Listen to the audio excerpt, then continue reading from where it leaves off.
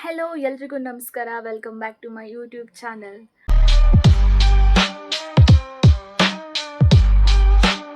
ಇವತ್ತು ನಮ್ಮ ಮನೇಲಿ ಮೊಹರಂ ಹಬ್ಬದ ಸ್ಪೆಷಲ್ ಅಡುಗೆನ ಮಾಡ್ತಾ ಇದ್ದಾರೆ. ಸೊ ಮೊಹರಂ ಅಂದ ತಕ್ಷಣ ನಮಗೆ ನೆನಪಾಗೋದು ಚೊಂಗೆ ಮತ್ತು ಬಿರಂಜಿ ರೈಸ್. ಸೊ ಉತ್ತರ ಕರ್ನಾಟಕ ಶೈಲಿಯಲ್ಲಿ ಅಡುಗೆನ ಮಾಡ್ತಾ ಇದ್ದಾರೆ. ಬಿರಂಜಿ ರೈಸ್ ಅಂದರೆ ನಂಗೆ ತುಂಬ ಇಷ್ಟ, ಮೋಸ್ಟ್ ಫೇವ್ರೇಟ್ ರೈಸ್ ಅದು. ಸೊ ನೋಡೋಣ ನಮ್ಮಮ್ಮ ಯಾವ ಥರ ಪ್ರಿಪೇರ್ ಮಾಡ್ತಾರೆ, ಸೊ ಏನೇನ ಯೂಸ್ ಮಾಡ್ತಾರೆ, ಟೇಸ್ಟ್ ಹೇಗಿರುತ್ತೆ ಅಂತ ಈ ವಿಡಿಯೋದಲ್ಲಿ ನಿಮ್ಗೆ ತೋರಿಸ್ತೀನಿ. ಬನ್ನಿ ವಿಡಿಯೋನ ಸ್ಟಾರ್ಟ್ ಮಾಡೋಣ. ಬಿಫೋರ್ ದ್ಯಾಟ್, ಇನ್ನೂ ಯಾರು ನನ್ನ ಚಾನಲ್ನ ಸಬ್ಸ್ಕ್ರೈಬ್ ಮಾಡಿಲ್ಲ ಅಂದರೆ ಪ್ಲೀಸ್ ಸಬ್ಸ್ಕ್ರೈಬ್ ಮಾಡಿ, ಪಕ್ಕದಲ್ಲೇ ಕಾಣ್ತಿರೋಂಥ ಬೆಲ್ ಐಕಾನ್ನ ಕ್ಲಿಕ್ ಮಾಡಿ. ನಾನು ಮಾಡುವಂಥ ಪ್ರತಿಯೊಂದು ವಿಡಿಯೋದು ನೋಟಿಫಿಕೇಷನ್ ನಿಮಗೆ ಬರುತ್ತೆ. ಸೊ ನೀವೇ ಫಸ್ಟು ವೀಡಿಯೋನ ನೋಡ್ಬೋದು. ಸೊ ಬನ್ನಿ ಸ್ಟಾರ್ಟ್ ಮಾಡೋಣ. ಬನ್ನಿ ಮೊದಲಿಗೆ ಚೊಂಗೆ ಮಾಡೋದು ಹೇಗೆ ಅಂತ ನೋಡೋಣ. ಸೊ ಮೊದಲಿಗೆ ಇಲ್ಲಿ 1 ಕಪ್ಪಷ್ಟು ಬೆಲ್ಲ, 1 ಕಪ್ಪಷ್ಟು ಪುಟಾಣಿ ಮತ್ತು ಫ್ಲೇವರ್ಗೆ ಏಲಕ್ಕಿ ಮತ್ತು ಲವಂಗ ಮತ್ತು 1 ಕಪ್ಪಷ್ಟು ಕೊಬ್ಬರಿನ ಹಾಕಿಬಿಟ್ಟು ಮಿಕ್ಸಿ ಮಾಡ್ಕೊಂಡಿದ್ದಾರೆ, ಪೌಡ್ರ್ ಮಾಡ್ಕೊಂಡಿದ್ದಾರೆ. ಸೊ ಸೈಡಲ್ಲಿ ಮೈದಾ ಹಿಟ್ಟಿಂದ ಒಂದು ಕಣಕನ ಮಾಡಿ ಇಟ್ಕೊಂಡಿದ್ದಾರೆ. ಸೊ ಇವಾಗ ಒಳಗಡೆ ಸ್ಟಫಿಂಗೋಸ್ಕರ ಪೌಡ್ರ್ ಮಾಡ್ಕೊಂಡಿರ್ತೀವಲ್ಲ, ಪುಟಾಣಿ, ಕೊಬ್ಬರಿ, ಬೆಲ್ಲ ಮತ್ತು ಲವಂಗ, ಏಲಕ್ಕಿ ಪೌಡರ್ನ ಇವಾಗ ಈ ಹೋಳಿಗೆ ಎಲ್ಲ ಸ್ಟಫಿಂಗ್ ಮಾಡ್ತೀವಲ್ಲ, ಸೊ ಆ ತರಹ ಆ ಕನ್ಸಿಸ್ಟೆನ್ಸಿಗೆ ಕಲಿಸ್ಕೋಬೇಕಾಗುತ್ತೆ. ಸೊ ಇದು ಬಂದು ನೀವು ಹಾಲಲ್ಲಾದರೂ ಕಲಿಸ್ಕೋಬೋದು. ಸೊ ನಮ್ಮಮ್ಮ ಇಲ್ಲಿ ನೀರಿಂದ ಕಲಿಸ್ಕೋತಾ ಇದ್ದಾರೆ. ಸೊ ಈ ಥರ ಕಲಿಸ್ಕೋಬೇಕು. ಇದನ್ನು ಮಾಡೋವಾಗ ಸ್ವಲ್ಪ ನೋಡಿಕೊಂಡು ನೀರನ್ನು ಎಷ್ಟು ಬೇಕೋ ಅಷ್ಟು ನೋಡಿಕೊಂಡು ಮಿಕ್ಸ್ ಮಾಡ್ಕೊಳ್ಳಿ. ಸೈಡಲ್ಲಿ ಸ್ವಲ್ಪ ಎಕ್ಸ್ಟ್ರಾ ಪೌಡರ್ನ ಇಟ್ಕೊಂಡಿರಿ. ಇಫ್ ಇನ್ ಕೇಸ್ ಆದರೂ ನೀರು ಜಾಸ್ತಿ ಆದರೆ ಸೊ ನೀವು ಅದನ್ನು ಲೈಕ್ ನಿಮ್ಗೆ ಯಾವ ಥರ ಆಗಬೇಕಲ್ಲ ಆ ಕನ್ಸಿಸ್ಟೆನ್ಸಿಗೆ ಮಾಡ್ಕೊಳ್ಳಿಕ್ಕೆ ಸ್ವಲ್ಪ ಎಕ್ಸ್ಟ್ರಾ ಪೌಡರ್ನ ಇಟ್ಕೊಂಡಿರಿ. ಸೊ ಬೆಟರ್ ಇದು ಹೋಳಿಗೆಗೆ ಮಾಡುವಂಥ ಸ್ಟಫಿಂಗ್ ಇರುತ್ತಲ್ಲ, ಸೊ ಆ ಕನ್ಸಿಸ್ಟೆನ್ಸಿ ಇದ್ದರೆ ತುಂಬ ಚೆನ್ನಾಗಿ ಬರುತ್ತೆ ಟೇಸ್ಟು. ಸೊ ಸಾಮಾನ್ಯವಾಗಿ ಉತ್ತರ ಕರ್ನಾಟಕದಲ್ಲಿ ಪ್ರತಿಯೊಬ್ಬರ ಮನೆಯಲ್ಲಿ ಮೊಹರಂ ದಿನ ಈ ಒಂದು ಅಡುಗೆನ ಮಾಡೇ ಮಾಡ್ತಾರೆ. ಸೊ ಟೇಸ್ಟ್ ಕೂಡ ಸಖತ್ತಾಗಿರುತ್ತೆ. ಕೆಲವೊಂದು ಮನೆಗಳಲ್ಲಿ ಕೆಲವೊಂದು ಡಿಫ್ರೆಂಟಾಗಿ ಮಾಡ್ತಾರೆ. ಸೊ ನಮ್ಮ ಮನೆಯಲ್ಲಿ ಈ ಥರ ಮಾಡ್ತಾರೆ. ಸೊ ನೋಡಿ ಇವಾಗ ಮಿಕ್ಸ್ ಮಾಡಿ ಇಟ್ಕೊಂಡಿದ್ದಾರೆ. ಈ ಕನ್ಸಿಸ್ಟೆನ್ಸಿ ಇದ್ದರೆ ಸಾಕು. ಸೊ ಸ್ಟಫಿಂಗ್ ಇವಾಗ ರೆಡಿಯಾಗಿದೆ.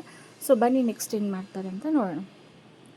ಆಲ್ರೆಡಿ ಅವರು ಮೈದಾ ಹಿಟ್ಟನ್ನು ಮಿಕ್ಸ್ ಮಾಡಿ ಇಟ್ಕೊಂಡಿದ್ದಲ್ಲ, ಕಣಕ ಮಾಡಿ, ಸೊ ಅದನ್ನು ಚೆನ್ನಾಗಿ ಹದ ಮಾಡ್ಕೋಬೇಕು.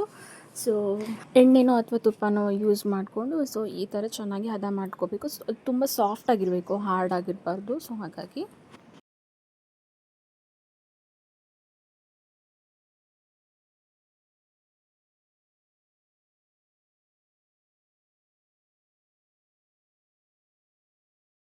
ಬನ್ನಿ ಇವಾಗ ಯಾವ ಥರ ಸ್ಟಫ್ ಮಾಡ್ತಾರೆ ಅಂತ ನೋಡೋಣ. ಸೊ ಸ್ವಲ್ಪನೇ ಮೈದಾ ಹಿಟ್ಟಿನ ಕಣಕವನ್ನು ತೊಗೊಂಡು ಸೊ ಅದರಲ್ಲಿ ಆಲ್ರೆಡಿ ಪುಟಾಣಿ ಸ್ಟಫಿಂಗ್ ಏನು ಮಾಡ್ಕೊಂಡಿರ್ತೀವಲ್ಲ, ಸೊ ಅದನ್ನು ಫಿಲ್ ಮಾಡಬೇಕು. ಫಿಲ್ ಮಾಡಿ ಈ ತರಹ ರೌಂಡಾಗಿ ಉಳ್ಳೆಗಳನ್ನ ಮಾಡ್ಕೋಬೇಕು.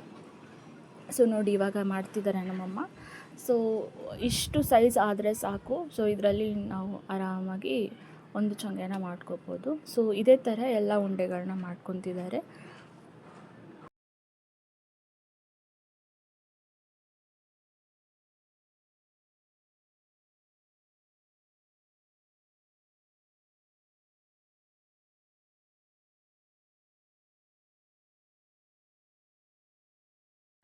ಸೊ ನೋಡಿ ಇಲ್ಲಿ ಎಲ್ಲ ಅದೇ ಥರ ಎಲ್ಲ ಉಂಡೆಗಳನ್ನ ಕೂಡ ಸ್ಟಫ್ ಮಾಡಿ ಇಟ್ಕೊಂಡಿದ್ದಾರೆ. ಸೊ ಬನ್ನಿ ಇವಾಗ ಹೇಗೆ ಮಾಡೋದಂತ ನೋಡೋಣ. ಸೊ ಇದು ಬ್ಲ್ಯಾಕ್ ಕಲರ್ ಇದು ಕಾಣಿಸ್ತಾ ಇದೆಯಲ್ಲ, ಇದು ಚೊಂಗೆ ಮಣಿ ಅಂತ ಕರೀತಾರೆ. ಈ ಮಣೆ ಮೇಲ್ಗಡೆನೆ ಸ್ವೀಟ್ ಮಾಡುವಂಥದ್ದು, ಇದ್ರ ಮೇಲ್ಗಡೆನೆ ಒಂದು ಉಂಡೆ ಏನಿರುತ್ತಲ್ಲ ಅದನ್ನು ತಟ್ಟುವಂಥದ್ದು. ಸೊ ಇದಕ್ಕೆ ಚೊಂಗೆ ಮಣಿ ಅಂತ ಹೇಳ್ತಾರೆ. ಸೊ ಇದರಿಂದನೇ ಚೊಂಗೆನ ನಾವು ಪ್ರಿಪೇರ್ ಮಾಡುವಂಥದ್ದು. ಸೊ ನೋಡೋಣ ಬನ್ನಿ ಯಾವ ಥರ ಮಾಡ್ತಾರೆ ಅಂತ. ಇವಾಗ ಸದ್ಯಕ್ಕೆ ಆ ಮಣೆಗೆ ಚೆನ್ನಾಗಿ ಆಯಿಲನ್ನು ಅಪ್ಲೈ ಮಾಡ್ಕೋಬೇಕು.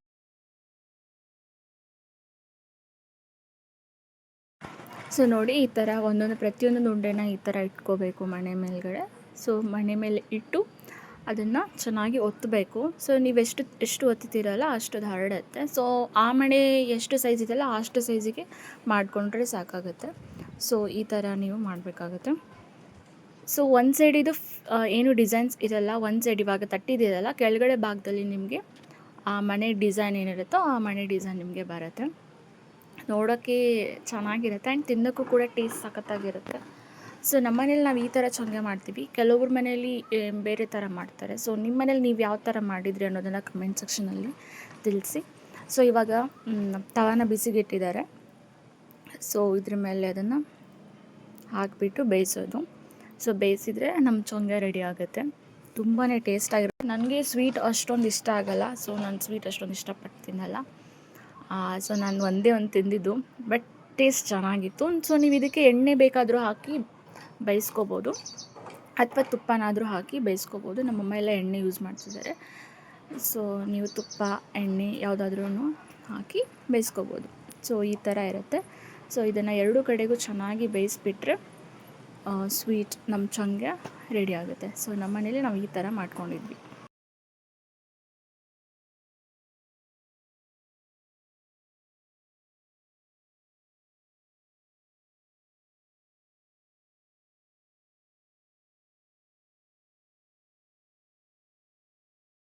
ಎರಡು ಕಡೆಗೂ ಚೆನ್ನಾಗಿ ಬೇಯಿಸ್ಕೊಂಡ್ರೆ ನಮ್ಮ ಚಂಗೆ ರೆಡಿ ಆಗುತ್ತೆ. ಬನ್ನಿ ಬಿರಂಜಿ ರೈಸ್ ಮಾಡಲಿಕ್ಕೆ ಏನೇನು ಬೇಕಂತ ನೋಡೋಣ. ಸೊ ಮೊದಲಿಗೆ ಮಸಾಲೆ ಐಟಮಲ್ಲಿ ಪಲಾವ್ ಎಲೆ, ಮೆಣಸು, ಲವಂಗ, ಏಲಕ್ಕಿ ಆ್ಯಂಡ್ ಜೀರಿಗೆನ ತೊಗೊಂಡಿದ್ದಾರೆ. ಮತ್ತು 1 ಕಪ್ ಆಗುವಷ್ಟು ಕೊಬ್ಬರಿ ತುರಿನ, ಒಂದು ಈರುಳ್ಳಿನ, ಹಾಗೆ ಕೊತ್ತಂಬರಿ ಸೊಪ್ಪು, ಕರಿಬೇವು ಸೊಪ್ಪು ಮತ್ತು ಸ್ವಲ್ಪ ಬೆಳ್ಳುಳ್ಳಿನ ತೊಗೊಂಡಿದ್ದಾರೆ. 1 ಕಪ್ ಆಗುವಷ್ಟು ಬಾಸುಮತಿ ಅಕ್ಕಿನ ತೊಗೊಂಡಿದ್ದೀವಿ. ನೀವು ಬೇಕಿದ್ದರೆ ಸೋನಾ ಮಸೂರಿ ಅಕ್ಕಿನ ಕೂಡ ಯೂಸ್ ಮಾಡ್ಕೋಬೋದು, ಟೇಸ್ಟ್ ಚೆನ್ನಾಗಿರುತ್ತೆ. ಸೊ ನಾವಿಲ್ಲಿ ಬಾಸುಮತಿ ಅಕ್ಕಿನ ತೊಗೊಂಡಿದ್ವಿ. ಬಟ್ ರೇಷನ್ ಅಕ್ಕಿಯಿಂದ ಮಾಡಿದರೆ ಟೇಸ್ಟ್ ಅಷ್ಟೊಂದು ಚೆನ್ನಾಗಿ ಬರೋಲ್ಲ, ಯಾಕೆಂದರೆ ಬಿರಂಜಿ ರೈಸ್ ಬಂದು ಸ್ವಲ್ಪ ಉದುರು ಇರಬೇಕು. ಸೊ ಹಾಗಿದ್ರೇ ಟೇಸ್ಟ್ ಚೆನ್ನಾಗಿ ಬರುತ್ತೆ. ಇಲ್ಲಿ ಇವಾಗ ಒಂದು ಪಾತ್ರೆಗೆ ಎಣ್ಣೆನ ಹಾಕ್ಕೊಂಡಿದ್ದೀವಿ, ಸ್ವಲ್ಪ ಜೀರಿಗೆ ಮತ್ತು ಸಾಸಿವೆನ ಹಾಕ್ಕೊಂಡಿದ್ದೀವಿ. ವಿಡಿಯೋ ಮಾಡ್ತಾ ವಾಯ್ಸ್ ರೆಕಾರ್ಡ್ ಮಾಡೋಕ್ಕೆ ಆಗಲಿಲ್ಲ, ಯಾಕಂದರೆ ನನ್ನ ಮಗಳು ಪ್ಲೇ ಟೈಮ್ ಆಗಿತ್ತು ಇದು. ಸೊ ಹಾಗಾಗಿ ತುಂಬಾ ಸಖತ್ ಹಿಂಸೆ ಕೊಡ್ತಾಯಿದ್ಲು. ಸೊ ಹಾಗಾಗಿ ವಾಯ್ಸ್ ಓವರ್ನ ಕೊಡ್ತಾಯಿದ್ದೀನಿ.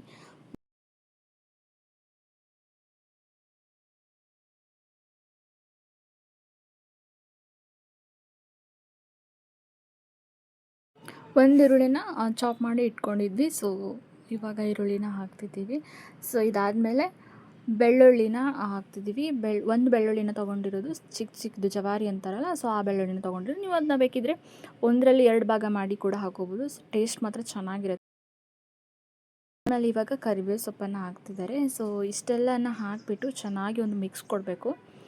ಆ್ಯಂಡ್ ಈರುಳ್ಳಿ ಸ್ವಲ್ಪ ಗೋಲ್ಡನ್ ಬ್ರೌನ್ ಬರಬೇಕು. ಸೊ ಅಷ್ಟು ಅಲ್ಲಿವರೆಗೂ ಇದನ್ನ ಫ್ರೈ ಮಾಡಬೇಕು.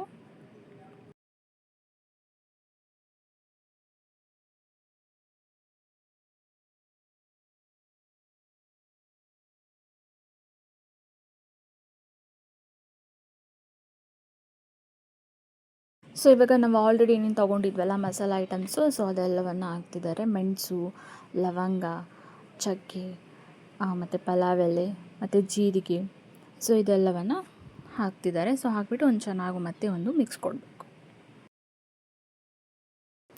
ಸೊ ಇದು ಚೆನ್ನಾಗಿ ಎಣ್ಣೆಯಲ್ಲಿ ಫ್ರೈ ಆದಮೇಲೆ ಇದಕ್ಕೆ ನೀರನ್ನು ಹಾಕುತ್ತಿದ್ದಾರೆ. ಸೊ ನೀರು ನೀವು ಅದೇ ನಾನು ಆಲ್ರೆಡಿ ಮೆನ್ಷನ್ ಮಾಡಿರೋ, ನೀವು ಎಷ್ಟು ಜನಕ್ಕೆ ಮಾಡ್ತಿದ್ರಲ್ಲ, ಸೊ ಅದ್ರ ಮೇಲೆ ನೀವು ನೀರನ್ನು ಹಾಕ್ಕೊಳ್ಳಿ. ಸೊ ಇಲ್ಲಿ ನಾವು 4 ಜನಕ್ಕೆ ಮಾಡ್ತಿರೋದ್ರಿಂದ ಒಂದು ಎಷ್ಟು ಬೇಕೋ ಅಷ್ಟು ನೀರನ್ನು ಹಾಕ್ಕೊಂಡಿದ್ದಾರೆ. ಸೊ ಇವಾಗ ರುಚಿಗೆ ಎಷ್ಟು ಬೇಕಲ್ಲ ಅಷ್ಟು ಉಪ್ಪನ್ನು ಹಾಕ್ತಿದ್ದಾರೆ. ಸೊ ನೋಡ್ಕೊಂಡು ಹಾಕ್ಕೊಳ್ಳಿ, ನೀವು ಏನು ಕ್ವಾಂಟಿಟಿ ಮಾಡ್ತಿರಲ್ಲ ಅದರ ಬೇಸ್ ಮೇಲೆ ನೋಡ್ಕೊಂಡು ಹಾಕ್ಕೊಳ್ಳಿ. ಸೊ ಇವಾಗ ನೀರು ಚೆನ್ನಾಗಿ ಕುದ್ದ ಮೇಲೆ, ಯಾಕಂದ್ರೆ ಮಸಾಲೆದೆಲ್ಲ ಫ್ಲೇವರ್ ನೀರಲ್ಲಿ ಕಂಪ್ಲೀಟಾಗಿ ಹರಡಬೇಕು. ಸೊ ಅಷ್ಟು ಚೆನ್ನಾಗಿ ನೀರು ಕುದಿಬೇಕು. ಕುದ್ದ ಮೇಲೆ ಇವಾಗ ಬಾಸುಮತಿ ಅಕ್ಕಿನ ಏನು ತೊಗೊಂಡಿದ್ವಿ 1 ಕಪ್ ಆಗೋಷ್ಟು, ಸೊ ಅದನ್ನು ಹಾಕ್ತಿದ್ದಾರೆ. ಮತ್ತೆ ಒಂದು ಚೆನ್ನಾಗಿ ಮಿಕ್ಸ್ ಕೊಡಬೇಕು. ಸೊ ಈ ಥರ ಚೆನ್ನಾಗಿ ಕುದಿಬೇಕು. ಕುದ್ಮೇಲೆ ಇದನ್ನು ಸ್ವಲ್ಪ ಮುಚ್ಚಿಬಿಟ್ಟು ಮತ್ತೆ ಬೇಯಿಸ್ಲಿಕ್ಕೆ ಇಡಬೇಕು. ಸೊ ಇವಾಗ ನೋಡಿ 80% ಕುಕ್ ಆಗಿದೆ. ಸೊ ಈ ಹಂತದಲ್ಲಿ ನೀವು ಕೊಬ್ಬರಿನ ಆ್ಯಡ್ ಮಾಡಬೇಕು. ಸೊ ಕೊಬ್ಬರಿನ ಮುಂಚೆ ನೀವು ಆ್ಯಡ್ ಮಾಡಿದರೆ ಅದು ಟೇಸ್ಟ್ ಅಷ್ಟೊಂದು ಚೆನ್ನಾಗಿ ಬರೋಲ್ಲ. ಜಾಸ್ತಿ ಬಾಯ್ಲ್ ಆಗಬಾರ್ದು, ಜಾಸ್ತಿ ಕುದಿಬಾರ್ದು ಕೊಬ್ಬರಿ ರೈಸ್ ಜೊತೆಗೆ.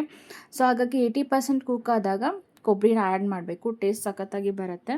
ಸೊ ಇದಕ್ಕೆ ನೀವು ಒಣ ಕೊಬ್ಬರಿನ ಯೂಸ್ ಮಾಡಿದರೆ ತುಂಬ ಚೆನ್ನಾಗಿರುತ್ತೆ. ಹಸಿ ಕೊಬ್ಬರಿಗಿಂತಲೂ ಒಣ ಕೊಬ್ಬರಿನ ಯೂಸ್ ಮಾಡಿಕೊಂಡ್ರೆ ತುಂಬಾ ಟೇಸ್ಟಿಯಾಗಿರುತ್ತೆ. ಸೊ ಕೊಬ್ಬರಿನ ಹಾಕಿದ ಮೇಲೆ ಮತ್ತೆ ಚೆನ್ನಾಗಿ ಇದನ್ನ ಮಿಕ್ಸ್ ಮಾಡಬೇಕು. ಪದೇ ಪದೇ ಮಿಕ್ಸ್ ಮಾಡ್ಲಿಕ್ಕೆ ಹೋಗಬಾರ್ದು. ಸೊ ಮತ್ತೆ ರೈಸ್ ಹಾಳಾಗೋ ಚಾನ್ಸಸ್ ಇರುತ್ತೆ. ಸೊ ಈ ಥರ ಕೊಬ್ಬರಿ ಹಾಕಿದ ತಕ್ಷಣ ಒಂದು ಸಲ ಚೆನ್ನಾಗಿ ಮಿಕ್ಸ್ ಕೊಟ್ಟು ಮತ್ತೆ ಇದನ್ನು ಮುಚ್ಚಿಬಿಟ್ಟು ಬೇಯಲಿಕ್ಕೆ ಬಿಡಬೇಕು. ಇದಕ್ಕೆ ನೀವು ಬೇಕಿದ್ದರೆ ಗೋಡಂಬಿ ಮತ್ತು ದ್ರಾಕ್ಷಿನ ತುಪ್ಪದಲ್ಲಿ ಹುರಿದ್ಬಿಟ್ಟು ಕೂಡ ಹಾಕೋಬೋದು. ಆ್ಯಂಡ್ ಮೇಲ್ಗಡೆ ನೀವು ತುಪ್ಪನ ಕೂಡ ಯೂಸ್ ಮಾಡ್ಬೋದು. ನನಗೆ ತುಪ್ಪ ಅಷ್ಟೊಂದು ಇಷ್ಟ ಆಗೋಲ್ಲ, ಸೊ ಹಾಗಾಗಿ ನಾನು ತುಪ್ಪ ಎಲ್ಲ ಯೂಸ್ ಮಾಡ್ಕೊಂಡಿಲ್ಲ. ಸೊ ನೀವು ಬೇಕಿದ್ದರೆ ಆ್ಯಡ್ ಮಾಡ್ಕೋಬೋದು. ಟೇಸ್ಟ್ ಮಾತ್ರ ಅಲ್ಟಿಮೇಟ್ ಆಗಿರುತ್ತೆ. ಒಂದು ಸಲ ಟ್ರೈ ಮಾಡಿ ನೋಡಿ.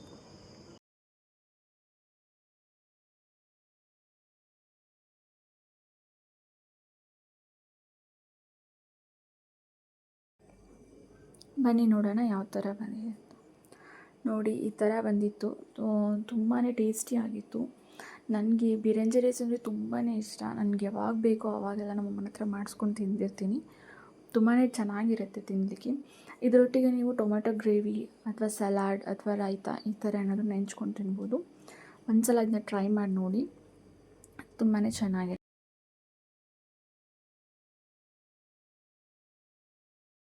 3 days later. ಗೈಸ್, ನಾನು ಇವಾಗ ನೆಕ್ಸ್ಟ್ ಡೇಯಿಂದ ವ್ಲಾಗ್ನ ಕಂಟಿನ್ಯೂ ಮಾಡ್ತಾ ಇದ್ದೀನಿ. ಅವತ್ತು ಸ್ವಲ್ಪ ಬ್ಯುಸಿ ಇದೆ, ಸೊ ಹಾಗಾಗಿ ಕಂಟಿನ್ಯೂ ಮಾಡೋಕ್ಕಾಗಲಿಲ್ಲ.